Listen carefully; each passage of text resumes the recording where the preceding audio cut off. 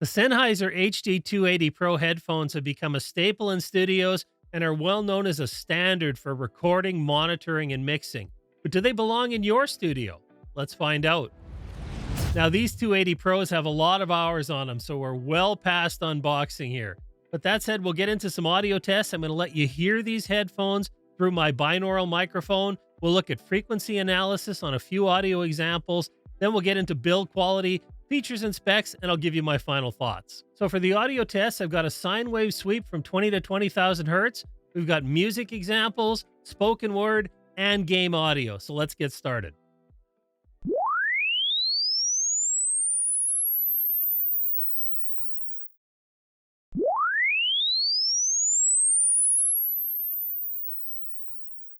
Now, looking at the comparison in a linear basis, we can see it looks like a small roll-off starts to happen in the higher frequencies. That's again similar to what I heard. I think I detected a little more than what's apparent here. So let's check out the log comparison. That's going to give us a far better view of what we actually hear. And so the logarithmic view shows us that we're missing a few frequencies just above 1K, but there is a roll-off after about 10K. And I did hear that. It's far more difficult to tell with a sine sweep. So let's listen to a broad spectrum source. We'll play some music.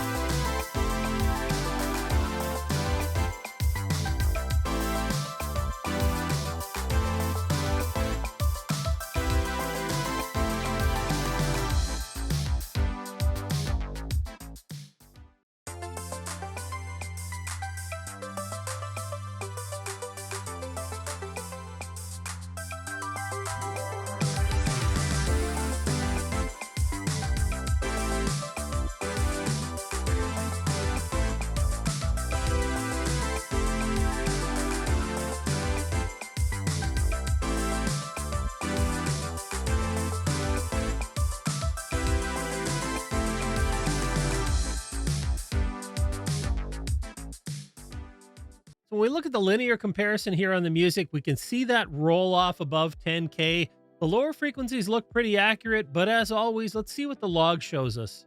Now, on the log basis, we see an interesting result. We kind of get a bit of a boost in those high presence frequencies around 8 to 10K, followed by a pretty sharp roll off. And that explains some of what I'm hearing with the music. Hopefully that translated really well through the binaural mic for you. I also see a little bit of enhanced energy in the sub bass, as well as in that kind of 200 hertz range. So some very minor differences there. Overall, very acceptable reproduction for music. Again, just the main thing you're going to notice here is that the highs are not quite as represented as the original file would have them. And this is a sample of spoken words, so we can compare the sound of the recording directly versus the sound through the headphones. And this is a sample of spoken words, so we can compare the sound of the recording directly versus the sound through the headphones. Now, for spoken word on a linear basis, the low end, again, is a really accurate representation here. I'm seeing, again, a bit of a presence boost, and I hear that as well, and then a roll-off in those high frequencies.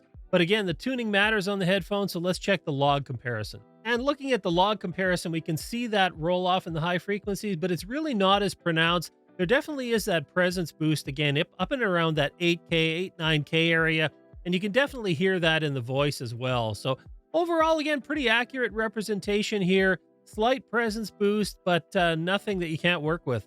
And because I know many of you like to use one set of headphones across a lot of use cases, although it's not the primary intended purpose on these, we will listen to some game audio.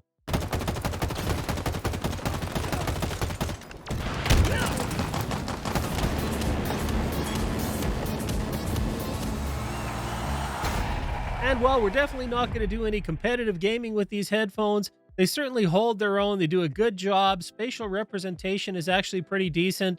I didn't notice any overemphasized bass that was muddying things up, and I could hear some of the spatial effects, some of the footsteps in the background. So reasonable for gaming. Again, not the number one use case.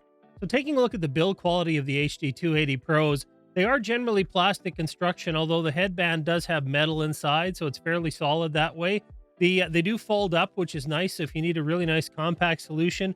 You can get them folded up really tight inside, so that's nice to see. They do have a fixed cable. I like to see a detachable cable. They've done that obviously as a cost-saving measure here. These have a long-standing use in studios. They get tons of hours on them, and really there's no known problem with them, so I don't expect that there to be a big issue, but just something to be aware of. It is a very heavy cable. I will say this cable, significantly more weight to it than many other headphones you're going to run across. Now, in terms of movement, it also swivels in and out, so you get a fair amount of adjustment that way. Again, only in one direction, not both. Quite a bit of extension here, so no problem with fit usually. Padding has a little bit of pleather coating on the top as well as pleather on the ears. So comfortable enough, again, to wear. They'll get warm just like any other headphone that has pleather ear pads. But other than that, comfort's good. Clamping force is good. They seal up really well, which is great if you want to use them for tracking. So overall, again, for a headphone in this price, I think the build quality is very good. They have stood the test of time, so no expectations of any problems with these headphones. Now, I've included complete specifications in the description below, but suffice to say these are a closed-back headphone. They have an impedance of 64 ohms, so they're going to take a little more to drive than a standard headphone nowadays. We see a lot of them in the 30s. So you just need to be aware you're going to turn it up a little higher, but they will work with your smartphones and tablets and definitely with any audio interface. So although they are targeted more at studio applications, you can use these as your everyday headphones. Now, Sennheiser really has two audiences in mind for these headphones. First, we have the Pro Studio, where they're largely used for recording, for tracking.